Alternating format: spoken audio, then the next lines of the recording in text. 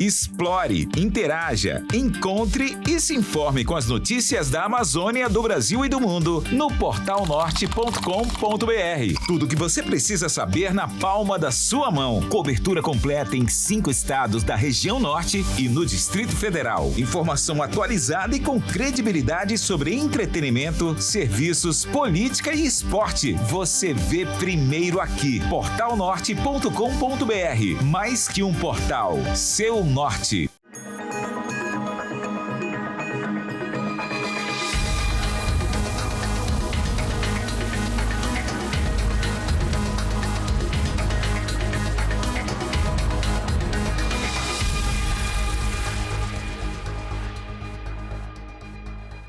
Olá, para você que acompanha a programação do Grupo Norte de Comunicação, mais um Ponto Norte no ar. E esse Ponto Norte é para falar de saúde. A gente está aqui com o ex-ministro da Saúde, Marcelo Antônio Cartacho Queiroga Lopes, lá de João Pessoa, nasceu dia 4 de dezembro de 1965, é um médico cardiologista brasileiro filiado ao Partido Liberal, foi ministro da Saúde do Brasil de 23 de março de 2021 a 31 de dezembro de 2022, durante o governo de Jair Bolsonaro. Seja muito bem-vindo. Obrigado, Samira, é um prazer estar aqui no Grupo Norte, falando com todos os que residem nas áreas de abrangência do Grupo Norte, em particular os meus amigos do Amazonas, da cidade de Manaus, que estive várias vezes aí. Maravilha, seja muito bem-vindo e sinta-se em casa, fique muito bem à vontade muito aqui. Obrigado. Viu? Vamos lá, então, doutor, queria começar falando do senhor. É claro que a gente não pode fugir desse assunto, né? Durante a sua gestão, o Brasil viveu uma das maiores crises humanitárias do mundo, né? O mundo inteiro, na verdade, viveu essa crise humanitária, e principalmente o Brasil. Qual foi a maior lição aprendida que o senhor pode trazer aqui para a gente e destacar? Bom, 2 pontos. Primeiro, a necessidade de fortalecer os sistemas de saúde de acesso universal, como é o caso do nosso sistema único de saúde, o SUS, não é? Melhorar a atenção básica, a atenção especializada à saúde, a estrutura de vigilância em saúde, enfim, fortalecer o sistema único de saúde como um todo e ampliar a nossa capacidade do complexo econômico industrial da saúde para que o nosso país tenha autonomia para produzir insumos estratégicos, como vacinas, equipamentos como os ventiladores mecânicos e até equipamentos de proteção individual, como máscara, né? Você falou que a pandemia de Covid-19 foi uma tragédia sanitária, uma das maiores do mundo, a maior tragédia sanitária da era moderna, né? Nós tivemos mais de 7 milhões de óbitos decorrentes da Covid-19 no mundo, né? Então realmente é uma crise sanitária muito forte, afetou sistemas de saúde muito resilientes, como o sistema americano. Os Estados Unidos teve mais óbitos por milhão de habitantes do que o Brasil. Exatamente. O Reino Unido teve mais óbitos por milhão de habitantes do que o Brasil, né? Então isso foi um padrão que aconteceu, sobretudo nos grandes países. O senhor assumiu no dia 23 de março de 2021. Foi na segunda onda da Covid-19, que foi a segunda onda que realmente foi pior, devastou muitas famílias. O senhor, inclusive, chegou aí até o Amazonas várias vezes por conta da crise do oxigênio que a gente viveu lá e enfrentou. Eu queria que o senhor me falasse um pouco mais de como é que foi gerir, né, estar no Ministério, no comando do Ministério, numa situação como essa. É uma experiência única, né, sem paralelo, né? Eu sou médico, me formei em 1988, né? Foi o ano que foi promulgada a Constituição Federal de 88, que consagrou a saúde como um direito de todos e um dever do Estado, né? Eu confesso a você que eu nunca me imaginei como ministro da Saúde, né? Muito menos à frente de uma emergência de saúde pública de importância nacional daquela proporção. O episódio de Manaus aconteceu no final de 2020, né? E houve um colapso no sistema de saúde. Esse colapso se deveu em função do número grande de pessoas com síndromes respiratórias agudas graves, causadas pela Covid-19, que necessitavam de internação hospitalar, particularmente em leitos de terapia intensiva, né? Muito do que aconteceu se deve ao que não foi feito no passado. Por isso que eu disse a você que é fundamental preparar os sistemas de saúde para futuras emergências de saúde pública. Você que é do Amazonas, não tínhamos nenhum leito de UTI fora da cidade de Manaus. Por exemplo, a cidade de Parintins não tinha nenhum leito de terapia intensiva. E eu não vou nem falar em Tabatinga, na fronteira com a Colômbia e com o Peru, não é? Então, na realidade, não se estruturou o sistema de saúde do Brasil. E a consequência disso foi que quando chegou essa emergência, nós não estávamos adequadamente preparados. Onde você tinha leito lá em Manaus, no Hospital Francisca Mendes, e esses leitos estavam devidamente equipados, não é? No governo do presidente Bolsonaro, praticamente nós tivemos que reinventar o sistema de saúde. Para você ter uma ideia, nós tínhamos 23 mil leitos de terapia intensiva no Brasil, não é?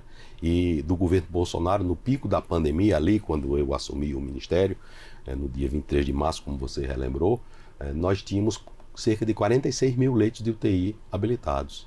Nós distribuímos 17 mil respiradores, não é? Então, quem estruturou o sistema de saúde para resolver a situação da pandemia no Brasil foi o governo do presidente Jair Bolsonaro. Quero lembrar para você que a Califórnia, que é um dos estados mais ricos dos Estados Unidos, houve crise de abastecimento de oxigênio. O que o governo federal fez foi dar o suporte para Manaus, né? Inclusive levando oxigênio com os aviões da FAB, que é até uma operação de risco, porque o oxigênio pode explodir. Então aqueles pilotos são verdadeiros heróis que levaram oxigênio para atender a população de Manaus. O que aconteceu foi que uma nova cepa, uma variante, a chamada variante Gama, né, que foi inicialmente identificada em Manaus, ela tinha um comportamento diferente daquele comportamento da variante de Wuhan, né, da cepa original de Wuhan, lá da China, né? Então ela era muito mais transmissível e afetou a população de uma maneira homogênea, né? Ao contrário da cepa de Wuhan, que primeiro atingiu os Rio de Janeiro, São Paulo, atingiu Pernambuco, Fortaleza, Belém, Manaus, na primeira onda. Já na primeira onda houve um acometimento forte importante, em Manaus, né? Agora, o sistema de saúde de Manaus não era um sistema de saúde que estivesse preparado para atender uma situação como aquela. Só para você ter ideia, no governo do PT, né, entre 2008 e 2018, fecharam 40 mil leitos hospitalares no Brasil. Eles fecharam 40 mil leitos hospitalares. Nós tínhamos qualificação de médicos intensivistas. Qual era o programa do governo Lula? Trazer médico de Cuba. Nada contra os médicos cubanos, nossos colegas, e há bons médicos em todo lugar do mundo. Mas boa parte desses médicos sequer tinham registro no Conselho Regional de Medicina. Ou seja, a essa época deveria ter sido fortalecido o sistema de saúde. Lá em Manaus tem um estádio muito bonito que foi construído para a Copa do Mundo. Foi. E lembra o que o Lula disse? Que era melhor construir estádio do que construir hospital. Isso aqui eu estou falando entre aspas, né? Porque realmente houve esse debate, né? À época, lembra disso? Sim. Enfim, se tivessem trabalhado no passado para estruturar o sistema de saúde da maneira que devia ser feito, nós teríamos uma consequência menor da pandemia de Covid-19. Eu queria falar agora da vacinação. O senhor chegou a ser criticado por sua postura em relação à vacinação, mas o que se entendeu logo depois é que foi realmente a comunicação que gerou ruídos. Então, eu queria que o senhor aproveitasse esse momento para esclarecer de fato qual era a sua postura, qual foi a sua postura diante da vacinação da Covid-19? Vacinar o Brasil, né? Na realidade, críticas, quem não quiser ser criticado, fica em casa, como eles faziam lá. Fica em casa, o resto a gente resolve depois, né? E eu saí da minha casa, do meu ambiente de conforto, não é? Onde eu era presidente de uma sociedade científica, para assumir o comando da pasta naquele momento de muita crise, né? Houve um colega que me antecedeu que passou 3 semanas lá, um colega muito qualificado. Quando eu assumi o ministério, no dia 23, você pode checar que foram aplicados 300 mil doses de vacina. E ao vivo, no Palácio do Planalto, eu assumi um compromisso com todos os brasileiros. Não existia o negacionismo que se fala, né? Até o final do mês de março, você pode resgatar. Eu disse que vacinaríamos 1 milhão de brasileiros por dia. E não só vacinamos 1 milhão de brasileiros por dia, como chegamos a vacinar 2,5 milhões de brasileiros por dia, né? Não tem um programa lá do Silvio Santos, o show do milhão, né? Né? A gente tinha o show do milhão da vacina. Ao contrário desse atual governo, que demorou quase 1 ano para iniciar a campanha de vacinação contra a dengue no Brasil, né? A vacina foi aprovada em 1º de março de 2023 e ela só começou a ser aplicada em fevereiro de 2024. E qual foi a consequência disso? mais de 6 mil óbitos de dengue. Quer dizer, mais óbitos de dengue em 2024 do que a soma dos 8 anos anteriores. Aí, foi assustador, né? Já que você é jornalista, eu vou perguntar a você. Imagina se eu atrasasse quase 11 meses o início de uma campanha de vacinação. Porque nós não atrasamos nem um dia a campanha de vacinação. Na realidade, essas aquisições, elas começaram na época do meu antecessor, o ministro Eduardo Pazuello, que tem até uma atuação em Manaus. Foram contratadas as vacinas, mas não tinha vacina no mundo. Quem é que tinha vacina? Nós distribuímos mais de 500 milhões de doses de vacina. E ainda teve que ser por etapas, né? A gente não pôde vacinar toda a população. Então, mas, por exemplo, a região norte foi distribuída vacina de maneira prioritária para lá, por conta daquele momento que vivia a região norte, né? O Ministério da Saúde adotou uma conduta diversificada para a aquisição de vacinas. Inicialmente, vacinas que vieram prontas da China, do Instituto Butantan. Depois, essas vacinas foram feitas aqui no Brasil com o insumo farmacêutico ativo oriundo da China, né? Seja no Instituto Butantan, seja na Fundação Oswaldo Cruz. Você tem uma ideia? Nós adquirimos 350 milhões de doses de vacina da Pfizer. E no início da pandemia, o que se dizia? O ex-governador Dória dizia que eram apenas 2 doses, né? Tinha outra vacina que era 1 dose. E as pessoas diziam, não, vou esperar da Janssen chegar, porque é 1 dose. E o que nós vimos depois? A necessidade de doses de reforço, né? Só em nossa gestão, 2 doses de reforço. E nós tínhamos vacinas suficientes para vacinar a população brasileira. Eu tomei posse no dia 23, só frisar, 6 meses depois, houve uma queda de 90% no número de óbitos por Covid-19 no Brasil. E por que o senhor acha que essas críticas surgiram, né? O que levou a tudo isso? Todo movimento, todo ambiente pandêmico é um ambiente de muita antigenicidade, né? Político, não é só a né? antigenicidade do vírus, né? As pessoas ficam numa inquietude, né? As pessoas ficam assustadas. A imprensa era o assunto, né? Todo dia se noticiava que tinham 1.000 óbitos. Chegou a ter 4.200 óbitos. Logo quando eu assumi o ministério, né? Então nós tínhamos que ter um foco ali, né? Primeiro, apoiar a população brasileira, né? E o governo Bolsonaro apoiou a população brasileira. Quem não lembra do auxílio emergencial? Ninguém recebeu menos de R$600. O Banco Mundial, agora em 2023, disse que foi um dos maiores programas sociais realizados durante a pandemia. Tirou milhões de brasileiros da linha da pobreza e da miséria, né? Então toda essa inquietude é própria do período pandêmico, e quem está à frente do governo tem que saber que está susceptível a críticas, né? O Oswaldo Cruz, não que eu queira me comparar a ele, né? O maior sanitarista brasileiro, ele dizia: não esmorecer para não desmerecer, né? Então, independente das críticas, a gente tinha um foco, que era vacinar a população brasileira, e aquela altura existia médicos que defendiam um determinado tipo de tratamento, outros que diziam que aquele tratamento não funcionava, outros que tinha que vacinar, outros que não era para vacinar, e o presidente me deu uma diretriz: você tem que harmonizar essa relação entre os médicos. Você é médico, eu não sou médico. Chega aqui todo mundo dizendo opiniões a mim, diferentes. Bom, não é a minha especialidade.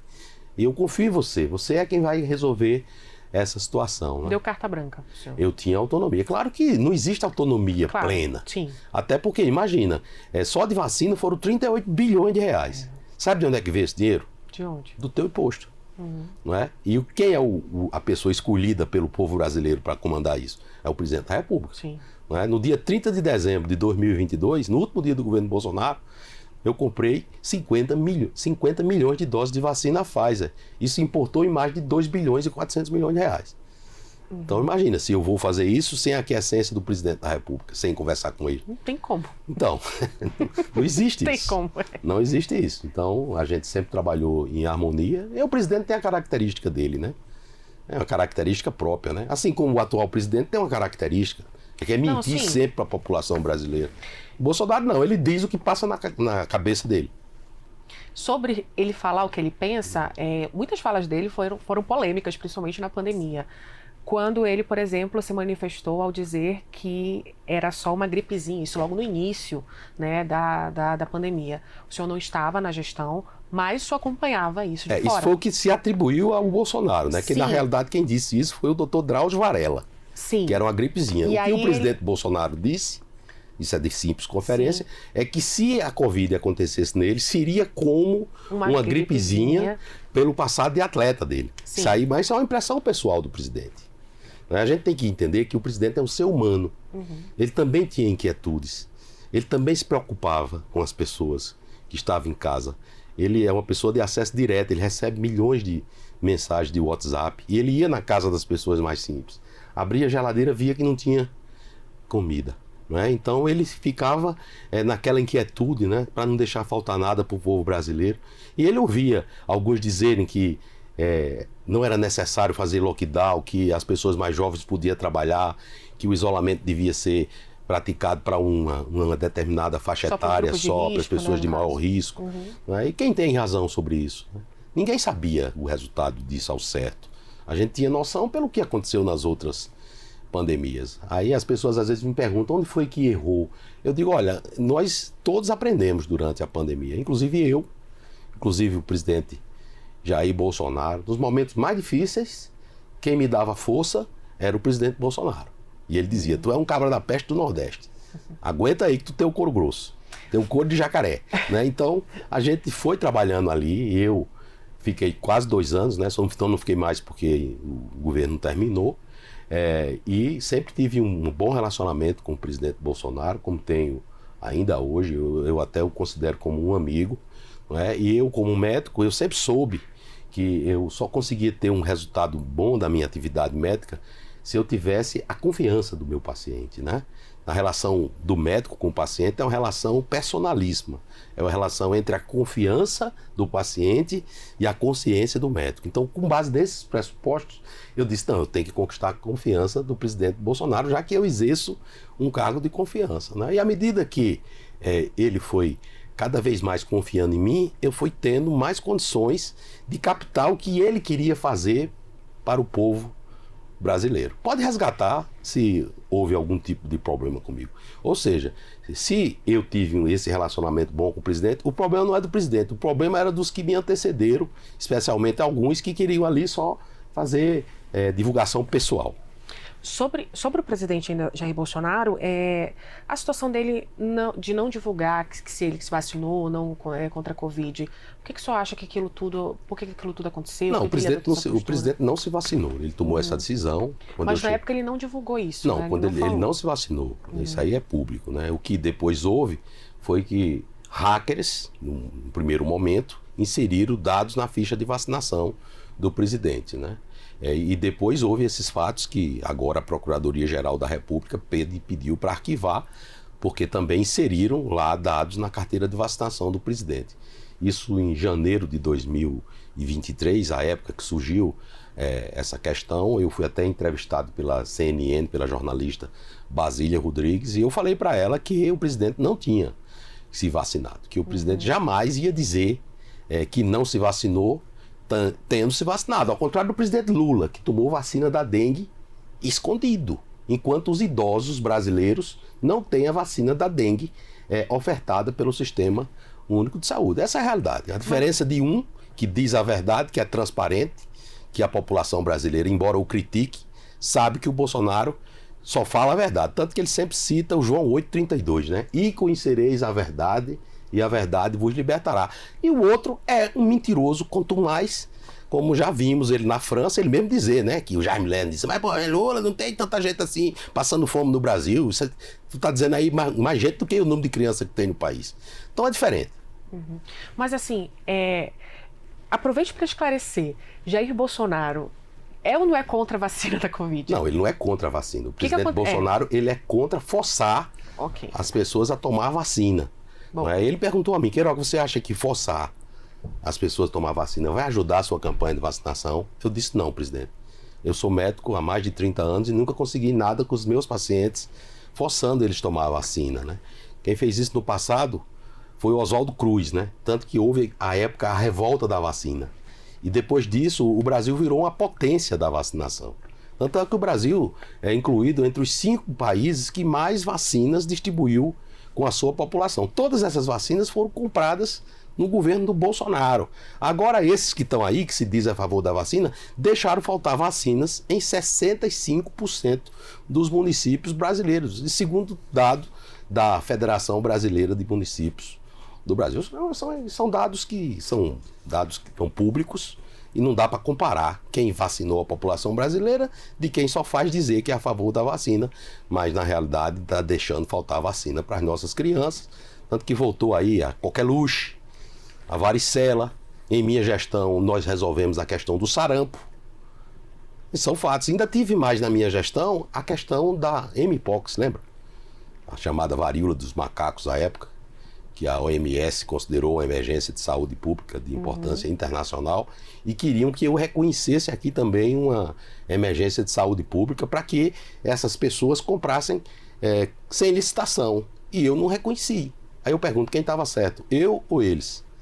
Na realidade, o que nós tivemos após o dia, se eu não me engano, 22 de maio de 2022, que foi quando a emergência de saúde pública de importância nacional da Covid foi encerrada por mim, eu que encerrei, nós tivemos um estado de absoluta estabilidade sanitária no Brasil.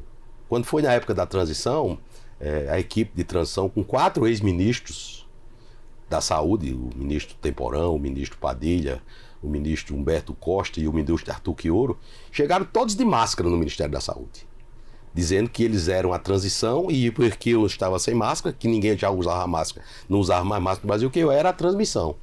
E depois que eles saíram do Ministério da Saúde, iam assistir o jogo da Copa, todo mundo sem máscara. Quer dizer, qual é o nome disso? Hipocrisia. Certo? Os médicos são discípulos de Hipócrates, não são comparsas dos hipócritas. O que nós vimos foi que o cenário ficou absolutamente controlado. A OMS, em maio, se eu não me engano, no dia 13 de maio, encerrou a pandemia e o Brasil ficou sem máscara. Agora, o que a gente precisa é desmascarar os mascarados de sempre, que é essa gente que está aí. O que o senhor continuaria, então, caso continuasse como ministro? Fortalecer o Sistema Único de Saúde, continuar o que estávamos fazendo, fazer reformas no sistema de saúde. Fizemos várias reformas. Onde exatamente? Vou falar para você, na atenção primária nós mudamos o modelo de remuneração da atenção primária, tiramos do modelo de captação para um modelo de captação ponderada, ou seja, existiam metas a ser cumpridas, eram 7 metas, isso incluiu o chamado programa Previne Brasil, isso resultou em mais recursos para a atenção primária, isso resultou na criação de uma secretaria chamada Secretaria de Atenção Primária à Saúde. O Brasil tem 48 mil unidades básicas de saúde no país inteiro e isso foi muito importante para que nós conseguíssemos vencer a pandemia. O segundo ponto é mudar o modelo de remuneração da atenção especializada à saúde, os chamados recursos do teto de média e alta complexidade, que são repassados para os municípios e a rede é reembolsada através de uma tabela arcaica que foi herdada do antigo INAMPS, né, que era antes da Constituição de 88, e hoje os sistemas de saúde de acesso universal, como o brasileiro, adotam um modelo de remuneração chamado modelo de remuneração baseado em valor, né? Eu quero resultados, porque às vezes não é fazer um número X de cirurgias que vai melhorar a assistência. Eu tenho que fazer todos os procedimentos que são necessários e eu tenho que ter o resultado que devemos ter para melhorar a vida das pessoas. Ou seja, o infarto do miocárdio. Como é que eu vou reduzir a mortalidade por infarto? É fazendo cateterismo em todo mundo? Ou é atendendo os pacientes da maneira correta dentro do prazo, né? Então, trazer o conceito de valor em saúde. Essa gente não sabe o que é isso, né? Tanto que 2 anos e alguma coisa de gestão da Anísia foi um fracasso, né? Aliás, o Lula submeteu a Anísia a um processo de fritura. Muito particularmente, eu acho que ele usou a Anísia. Ela tinha um bom nome durante a pandemia, foi presidente da Fundação Oswaldo Cruz, e ela estava ali só ocupando o lugar para o Alexandre Padilha, que sempre foi o ministro de fato, né? Botou lá a turma dele, a patota dele, os mesmos de sempre. E a Anísia, depois que foi fritada, e ele vinha fazendo um trabalho muito ruim à frente da Secretaria de Relações Institucionais, o Lula tirou ele de lá, jogou de volta para o Ministério da Saúde e colocou lá a senhora Gleisi Hoffmann, né? Não vou nem lembrar aqui qual foi as qualificações que ele utilizou para colocar ela lá, porque foi ele mesmo que disse. Mas pode relembrar, o senhor está à vontade. Não, ele disse, né, que colocou uma mulher bonita, né, que era para poder negociar com o presidente Hugo Mota e o presidente Davi Alcolumbre, como se a deputada federal Gleisi Hoffmann a atribuição dela fosse só essa. Eu divido ideologicamente dela, mas ela é uma parlamentar muito aguerrida, é uma pessoa que defende aquelas ideias que ela acredita que eu não acredito. E o deputado Hugo Mota e o presidente Jair Davi Alcolumbre são pessoas de elevado espírito público que em absoluto vão agir de acordo com a aparência, seja de uma mulher, seja de um homem, ou de quem quer que seja, que esteja coordenando as relações institucionais de um governo. Ministro, eu queria que o senhor falasse, comentasse sobre essa denúncia da PGR. A STF acatou a denúncia, o julgamento agora vai iniciar. O senhor esteve lá nos últimos momentos, né, de Jair Bolsonaro na presidência. Eu queria que o senhor falasse o que o senhor viu ali, né, e, enfim, o espaço está aberto. Bom, eu não sou especialista em direito para fazer um juízo de valor técnico a respeito do teor da denúncia, né? Mas pelo que nós temos lido, trata-se de uma denúncia absolutamente inepta, né? As outras denúncias que o próprio procurador pediu para arquivar, vacina, importunação de baleia, né? Essa é pior, não é? Porque a baleia, pelo menos, o Bolsonaro passou perto da baleia, né? E esse tal de golpe, o Bolsonaro estava nos Estados Unidos. Como é que ele podia dar um golpe aqui? Se ele fosse dar um golpe, ele daria quando ele estava no governo. Os chefes das forças, Bolsonaro nomeou antes no governo dele. Os nomes indicados pelo atual presidente da República. Vários nomes do próprio governo, o próprio ministro da Defesa, José Múcio, uma pessoa muito distinta, disse em claro e bom som que não houve golpe no Brasil. O ex-ministro da Defesa, ministro do STF, Nelson Jobim, também disse que não teve golpe no Brasil. Então eu vejo essa denúncia como uma denúncia inepta. Infelizmente, há uma politização muito grande no Brasil, inclusive no judiciário, e há uma judicialização também muito grande da política. Eu, como ministro da Saúde, convivi com essa judicialização da saúde. Confesso que tive um bom relacionamento com os ministros do STF, muito particularmente aqueles que lidavam com a questão da pandemia. Aqui eu destaco o ministro Ricardo Lewandowski, que comandou a maior parte das ações. Hoje é ministro do governo Lula. Sempre tive uma boa receptividade dele, o próprio ministro Luiz Roberto Barroso, que é o presidente do STF. Ou seja, eu acredito que o STF vai arquivar esse processo contra o presidente Bolsonaro por absoluta falta de prova, porque não há, né, denúncias abertas. Agora mesmo a gente vê, o senador Renan Calheiros tinha lá uma chuva de processos no STF, denúncias feitas pela Procuradoria da República que foram arquivadas. O próprio presidente Lula tinha sido condenado em 3 instâncias do Poder Judiciário e simplesmente no julgamento de um embargo de declaração, que é um instrumento jurídico que não se presta para esse fim, sumiu a condenação do presidente Lula, né? Então essas questões do Poder Judiciário, né, têm que ser bem sopesadas, porque a justiça que não é justa não acalma o coração do povo, né? Veja essas questões aí de penas que foram impostas a pessoas, penas desproporcionais, né? Uma dosimetria que até mesmo os especialistas em direito penal acham um absurdo, né? Por exemplo, a questão do batom, né? A Denise, que felizmente o ministro flexibilizou o regime de detenção dela, né? Agora está numa prisão domiciliar. Enfim, a gente espera que o judiciário faça uma reflexão e julgue de acordo com os autos, e se assim o fizer, não há outra conduta senão a absolvição do presidente Jair Bolsonaro, né? A gente vive aqui um período de Páscoa, né? De Quaresma, né? A Páscoa é a passagem para uma nova vida, né? E a época foi julgado, talvez o julgamento mais importante, que foi o julgamento do Messias. E o Messias, ele foi condenado à cruz, enquanto o Barba Braz foi solto, né? Esperamos que os Barba Braz tenham o destino que eles devem ter e os Messias acalmem o coração do povo. Ministro, mas e quanto ao relato do Mauro Cid? Uma delação, uma colaboração premiada, isso faz parte da legislação, mas essa colaboração premiada, naturalmente, surgiram vídeos, né? E a gente viu como foi conduzido o interrogatório, né? Naturalmente que essa questão é algo que o Ministério Público que deve conduzir, não é? E a gente viu que esse processo começa em um inquérito, se eu não me engano, instaurado em 2020, né? a título de apurar fake news, gabinete do ódio, né? E esse inquérito serve para tudo, né? Inicialmente era para verificar a vacina, né? Depois aparece uma peça aí, né? Naturalmente que eu não sou jurista, são notícias que nós sabemos através da imprensa, que bem informa o povo brasileiro, né? E o que nós pedimos é que isso seja feito com a prudência devida, que requer para autoridades da Suprema Corte, né? Que, segundo alguns, a exemplo do ministro Marco Aurélio de Mello, esse processo sequer deveria estar sendo avaliado e julgado no âmbito do Supremo Tribunal Federal. E era um processo da primeira instância, porquanto as pessoas que ali estavam não tinham prerrogativa de foro, né? O próprio STF, em relação a essa questão da prerrogativa de foro, já tem se posicionado de maneira errática, né? Em alguns momentos, até aquelas autoridades que estão elencadas com prerrogativa de foro têm os seus processos julgados em primeira instância, desde que o fato que está sendo apurado não tenha relação com a prerrogativa de foro.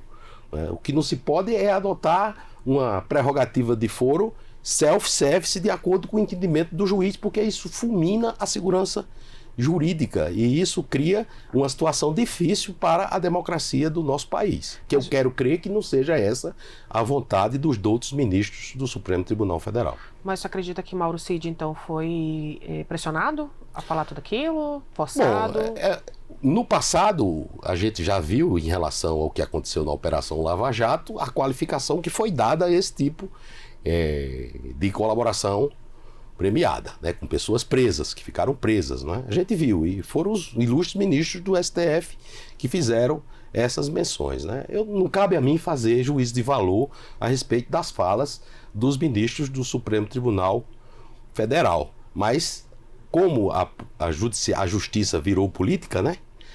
Aí acaba o povo sendo o censor de todos nós, inclusive dos outros ministros do Supremo Tribunal Federal.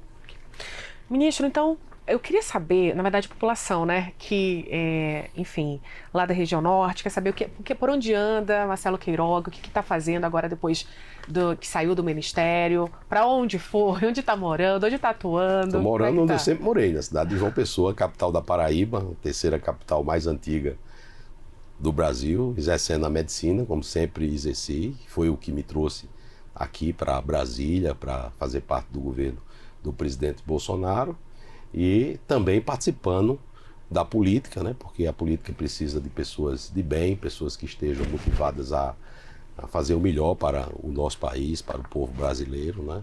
E hoje eu sou um discípulo do presidente Bolsonaro, assim como ele revelou outras pessoas, né? Como o meu ex-colega de ministério, Tarcísio Gomes de Freitas, que é o melhor governador do Brasil, a nossa querida senadora aqui do Distrito Federal, Damares Alves, né? Melhor senadora do Brasil, hoje é presidente da Comissão de Direitos Humanos do Senado, está dando um show, né? Antes essas comissões quem queria era a direita não quer mais, porque a direita está participando de violações de direitos humanos. E a Damares faz um excelente trabalho, né? E vou dizer também a dona Michele, né? Que é um espetáculo, hoje lidera o maior movimento de mulheres na política, né? Ampliou em mais de 10% o número de filiações ao Partido Liberal e por onde ela anda é um sucesso. Somente João Pessoa, agora na minha campanha, ela foi 2 vezes. Né? Eu acho que foi por isso que eu fui pro segundo turno, sabe? Pois é, explique aqui para todo mundo. O senhor tentou a prefeitura lá de João Pessoa. Eu fui candidato, né? Na realidade uma eleição muito disputada, uma eleição que aconteceu em situações excepcionalíssimas, posto que a esposa do atual prefeito foi presa durante o processo eleitoral, isso saiu da mídia nacional, Folha de São Paulo, Globo, não saiu muito na Paraíba, né? Não sei porquê, mas é fato, né? E era até proibido a gente falar isso, porque se eu falei no meu guia eleitoral, disseram que isso não tinha correlação com a administração do marido dela, né? Que são fatos estranhos, mas que a gente respeita, porque isso advém do Poder Judiciário e deixa que o povo o julgue. Mas também um ex-prefeito, que foi prefeito 8 anos, o deputado federal que nunca perdeu uma eleição lá também, eu nunca tinha disputado eleição nenhuma, e fui para o segundo turno. Né? E a Michele chegou no último dia do primeiro turno e me jogou no segundo turno. Né? Então é mais um nome que foi revelado pelo presidente Jair Bolsonaro. Se caso aconteça o pior, né? Pensando na pior hipótese de que o ex-presidente seja de fato condenado e preso, e fique inelegível para as próximas eleições, o senhor acha que Michele Bolsonaro é um bom nome? Michele Bolsonaro é um excelente nome, né? Não digo assim para a questão de eleição presidencial, porque nós acreditamos na justiça e o nosso plano A, B e C é o presidente Jair Bolsonaro. Mas dona Michele é uma pessoa temente a Deus, é uma pessoa religiosa e ela já disse que o caminho dela, quem vai dar a diretriz é a providência divina. Ela acredita muito, né? Ela já falou isso, né? Ela diz, não vai ser candidata ao Senado. Ela diz, esse é o projeto, não necessariamente é meu, né? Eu estou esperando um aviso que vou ter para saber o que é que eu vou conduzir a minha vida em relação à política. Mas eu tive a oportunidade de trabalhar com a dona Michele, né? Porque a pauta dela das doenças raras dentro do programa Pátria Voluntária, a doença rara era um dos carros-chefes desse programa, né? A dona Michele já tinha essa agenda antes de ser primeira-dama, né? E depois ela se identificou muito com essas crianças portadoras de doença rara. E quando eu cheguei ao ministério, naturalmente que eu já tinha uma admiração muito grande pela dona Michele, aquele discurso em Libras que ela fez ali no parlatório, né? O Bolsonaro tem aquele jeitão mais duro, né? Mas a Michele deu uma amenizada ali, né? E ela conquistou não só o Brasil, como o mundo todo ali falando em Libras, né? E abraçou essa pauta das doenças raras. E era no meu ministério que tinha a maior parte dessas ações, né? O ministério da Damares também, né? Da Mulher, Família e Direitos Humanos, mas a Damares não tinha recurso. O recurso era do Ministério da Saúde. E aí a gente trabalhava em conjunto, né? Por isso que eu tenho essa proximidade com ela. Ela de outro partido, é do Republicanos. Os Republicanos apoiavam outro candidato, mas ela foi para João Pessoa e de voto para mim, né? Até Bolsonaro tinha 23 ministros, a Damares disse que era 21, porque 2 era da Michele, que era eu e ela, né? Que bacana. E o seu futuro, ministro? Estamos falando do futuro, né, do ex-presidente Jair Bolsonaro, de Michele Bolsonaro, mas e o seu futuro? Meu futuro é, nesse momento, continuar atuando como médico, né? Como sempre atuei, e organizar o Partido Liberal no estado da Paraíba, né? O Partido Liberal hoje é o maior partido do Brasil, era um partido ali do Centro Democrático, que tinha ali umas 3 dezenas de deputados federais, e hoje é um partido que vai agora nas eleições de 2026 eleger a maior bancada, né? E o bolsonarismo, chamado esse movimento de bolsonarismo, né? Ele chegou e mudou a cara do PL, né? O Nordeste é uma região onde o atual governante ele predomina, mas a gente sabe que o nordestino ele é conservador.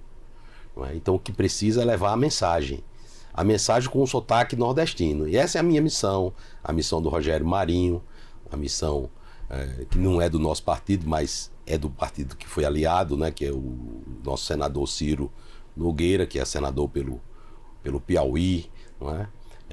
Lá a Emília, que é a prefeita de Sergipe, o Gilson Machado, que foi meu colega, ministro do Turismo. Então nós vamos levar o sotaque bolsonarismo com o sotaque de Caba da Peste para o Nordeste para ampliar a nossa presença. Bolsonaro ganhou a eleição João Pessoa em 2018.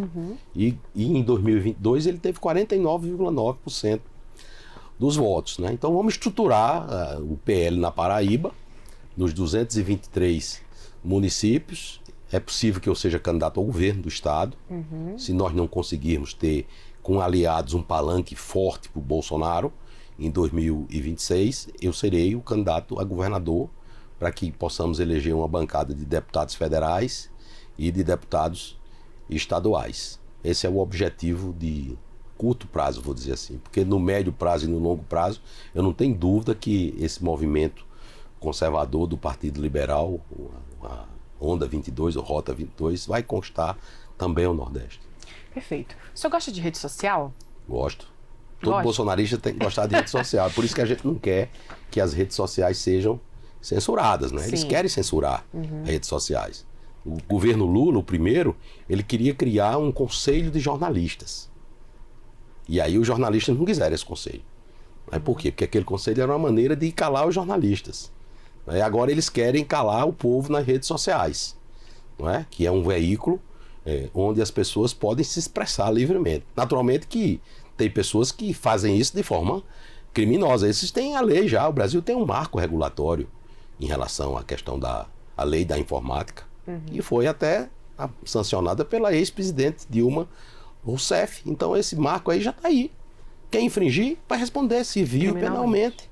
Não há necessidade de restringir as redes sociais. Eu pergunto isso porque a gente tem aqui um gamer que envolve as redes sociais. E eu convido o senhor a participar agora com a gente.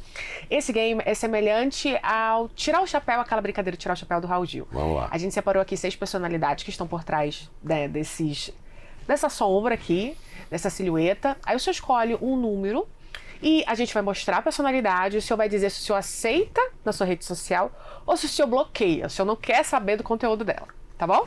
Pode escolher. 2. Número 2. Atenção. Alexandre de Moraes. Ele não está mais no X. O Moro falou isso também dele.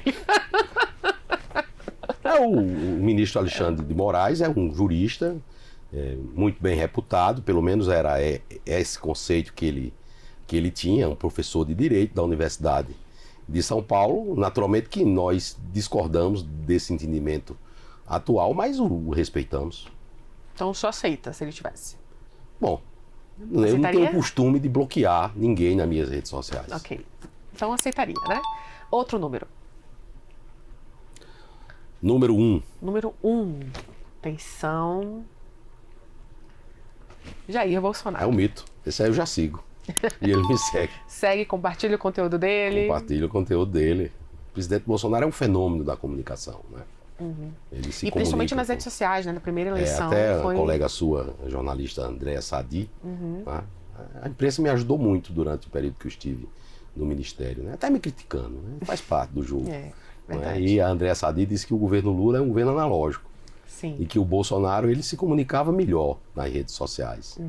Né? Realmente é um fenômeno das redes sociais. Verdade. Então, aceita, já está na sua rede. É isso. Outro número. Número 6. Número 6. Quem será? Atenção. Janja. Essa senhora, ela está tendo um papel aí nesse governo diferente da outra senhora que foi primeira-dama do Lula, né? A senhora Marisa, que era uma pessoa discreta, né? A senhora Janja, ela já tem um papel diferente, né? Interfere muito nas questões governamentais. Não é do rol das pessoas que eu sigo. Então, não segue. Eu não sigo. Não compartilha nada. Eu não sigo, eu respeito a senhora Janja. Até acho que ela procura proteger o marido dela, só que a proteção dela está dando um efeito contrário. Tá bom. É isso. Ministro, agora deixa a gente... Chegou no nosso ponto alto, que é o presente do Grupo Norte de Comunicação. A gente quer agradecer muito a sua participação, a sua vinda aqui.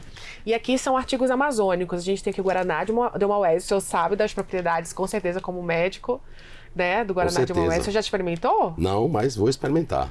A gente tem a cachaçinha também, Cachaça. de jambu. O jambu, que é aquela folha, né, que gera uma dormência, tem um efeito anestésico. Aqui é o sapo muraquitã. A gente faz aqui, ó. E aí é um amuleto da sorte para aldeias, povos indígenas. E esse aqui, olha, eu tô vendo agora, é um sabonete de açaí. Olha aí. Para o senhor ir levar lá para João Pessoa, divulgar o nosso norte, porque aqui nós somos norte e nordeste também. Muito obrigado pela oportunidade, é sempre um prazer falar com vocês, com o povo maravilhoso povo de Manaus, né? Aquela maravilha do Nordeste, do Norte do Brasil. E sempre que tiver oportunidade, vocês me convidarem, virei com todo prazer. Maravilha. Sucesso, viu, Obrigado, ministro? Samira.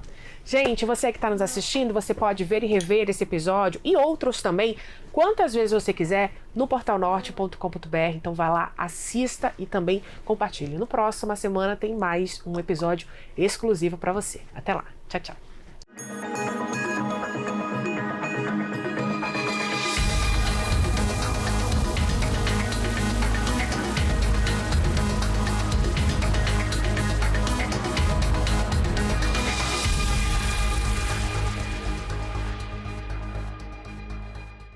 Explore, interaja, encontre e se informe com as notícias da Amazônia, do Brasil e do mundo no portalnorte.com.br. Tudo o que você precisa saber na palma da sua mão. Cobertura completa em 5 estados da região norte e no Distrito Federal. Informação atualizada e com credibilidade sobre entretenimento, serviços, política e esporte. Você vê primeiro aqui. portalnorte.com.br. Mais que um portal, seu norte.